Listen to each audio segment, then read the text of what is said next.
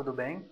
E Deus disse a Abraão, vá para si da tua terra, lech lecha, vá para si da tua terra, dos seus parentes, da casa do teu pai, para a terra que eu te mostrarei, e será feito de ti uma grande nação. Eu te abençoarei e farei teu nome grande e você será uma bênção. Vamos prestar um pouquinho de atenção aqui. Então, o Ramban, o Nachmanides, um rabino da Idade Média, ele fala o seguinte, olha que interessante, ele fala que tudo aquilo que aconteceu com os avós, os nossos patriarcas, é um sinal para o futuro, é um modelo a qual nós, judeus, devemos seguir. Então, fica aqui uma pergunta, uma dificuldade em tese. Como isso se aplica nos nossos dias? De que maneira podemos atender o chamado de Lech Lecha? Porque pensa só, afinal de contas não é tão difícil ser judeu mesmo em uma cidade menor, no Brasil, por exemplo. Hoje você tem sinagogas, mesmo em cidades pequenas, pode comer comida kasher. Então, de que maneira responder ao chamado de Lech Lecha nos dias de hoje? Será que se aplica a nós? Então vamos parar para pensar um pouquinho o que significa isso.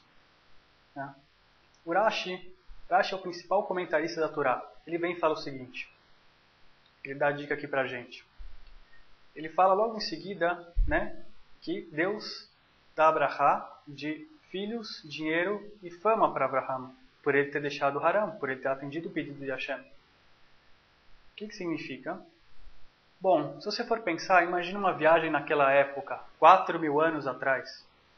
Óbvio que se você sai numa viagem dessa para atravessar um continente, que você tem uma chance muito menor de ter filhos, que você tem a sua condição financeira prejudicada e que, obviamente, você não vai ser uma pessoa muito conhecida, muito famosa, ou ter muito sucesso na vida.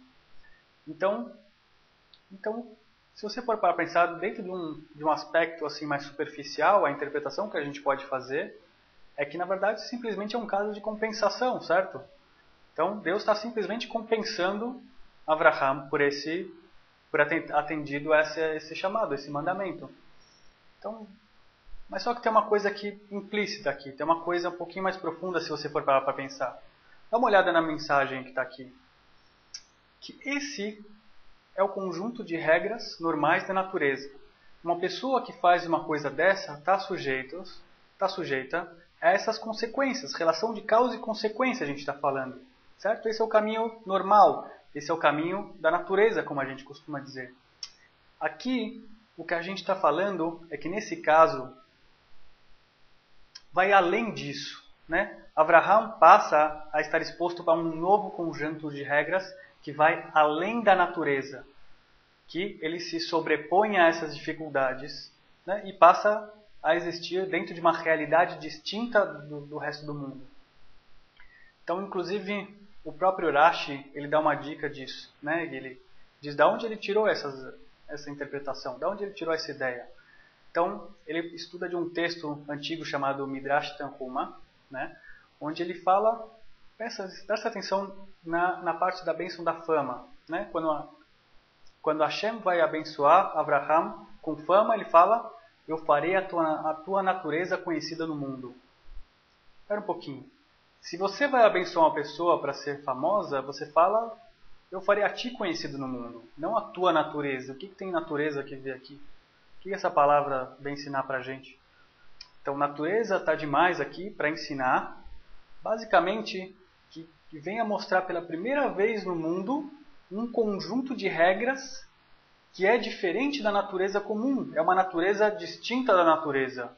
Está acima da natureza, sobrenatural. Se você for ver, também está implícito no entendimento da gemátria. O que é gemátria?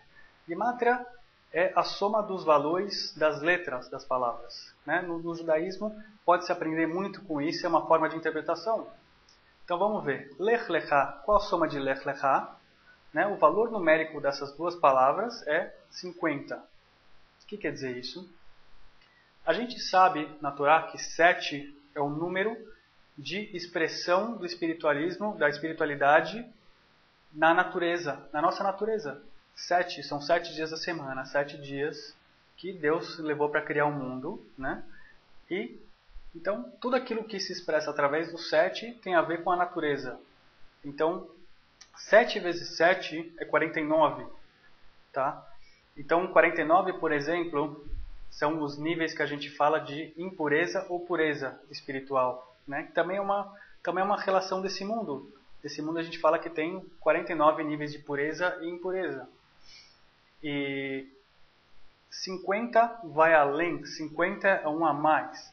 Então, por exemplo, quando o povo judeu sai do Egito, leva 50 dias para receber a Torá. Recebe exatamente no 50º dia. Leva 49 dias subindo espiritualmente. E aí, no 50º dia, está num nível espiritual mais elevado e já pode, então, receber a Torá. Então, 50 vai além. Então, Lech Lechá significa isso. Lech Lechá significa tá além. Então achei mais para frente também Deus, né, quando Avraham Avinu faz o Brit Milá, né, fala para ele, sai daí, vem para cá, vem para fora, vem para o lado de fora. Né, em tese pode estar falando da tenda, mas a mensagem que está por trás disso é basicamente o seguinte, quando ele passa esse teste, né, de sair da terra dele, atravessar um continente e ir para a terra que Deus vai mostrar, e mais para frente, por exemplo, faz a mitzvah do Brit Milá, né? Faz a circuncisão numa idade avançada. Então ele passou um teste tão grande que ele passa a sair desse conjunto de regras onde ele se encontra, ele deixa de responder à sorte, à natureza, e passa a estar acima disso. Então ele pode, por exemplo, logo em seguida, né? Como acontece logo em seguida, ele tem filhos, mesmo numa idade avançada, com a esposa dele, né? Que era uma coisa que eles não tinham, eles eram estéreis, eram considerados estéreis, eles por muitos anos eram casados e nunca conseguiram ter filhos. Então a partir do momento que ele passa para um conjunto de regras distinto, ele consegue ter filhos, tá? Eu inclusive, é interessante você conseguir entender, a gente fala assim, bom, isso tem 4.000 anos, né? Se você for pensar de que maneira você consegue visualizar isso, não tem como. Né? Hoje em dia a gente não vê mais isso, né? Aquela época era totalmente diferente de hoje. Fala, não senhor. Eu conheço, por exemplo, a história de um empresário, né, do ramo imobiliário em São Paulo, que eu não sei se vocês sabem, mas no ramo imobiliário, né, a estatística diz que os contratos para venda de apartamento, tá, eles são fechados no sábado. 95% deles são fechados no sábado. Então, vamos supor que você resolve ser religioso, né, e fala, vou cumprir Shabat a partir de hoje, não vou ganhar dinheiro, né, no sábado. Seria um suicídio, certo? É um caso de você internar uma pessoa dessa num hospício, né, com camisa de força. 95% do mercado no Shabat. Você, em sã consciência, não fecharia. O que aconteceu? Esse empresário não só fechou, como ele passou a explodir de vendas. É uma coisa absolutamente inexplicável. Ele vendeu como nunca. Então, é lógico que a gente... Então, basicamente a mensagem que está implícita aqui é que uma vez que você cumpre Torá e Mitzvot, né, você tem acesso a esse... Você automaticamente tem acesso a esse conjunto de regras que é distinto. Então, se você for olhar, por exemplo, na história judaica, né, pensa um pouquinho, para pensar um pouquinho na história judaica.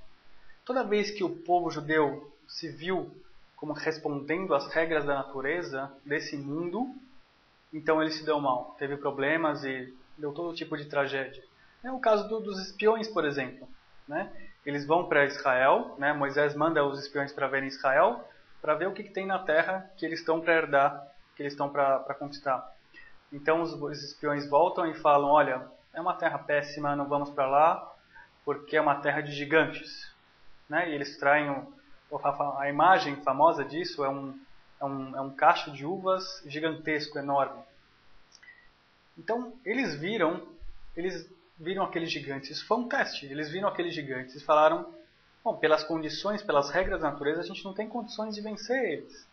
Mas o que eles deveriam ter feito? Eles deveriam ter pensado acima da natureza, acima disso, que eles sim conseguiriam, inclusive, vencer os gigantes.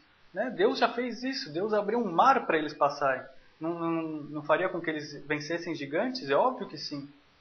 Então a gente volta aqui para a nossa pergunta inicial. Então, Avraham, quando ele tem o chamado de Lech Lechá, não foi só para deixar o ambiente nocivo em que ele se encontrava. Foi um chamado para um outro nível espiritual, para um outro conjunto de regras, né, que também se aplica a nós. Então, óbvio que se aplica aos dias de hoje. Então, os Fas Emes, também um rabino de alguns séculos atrás, ele diz o seguinte, ele faz a seguinte pergunta, ele fala, esse Lech Lechá, esse chamado, foi só para Avraham Avinu? Quer dizer que só ele teve essa chance de repente, subir espiritualmente? Ninguém mais? Não. Lech Lechá foi dito para todas as pessoas do mundo naquela época. Todo mundo foi comandado ao Lech Lechá. Tá? Mas só ele respondeu. Então, da mesma forma, hoje em dia, também os judeus escutam o chamado de Lech Lechá. Eles têm que seguir esse conjunto de regras, né? Enquanto outros povos aí fora ignoram.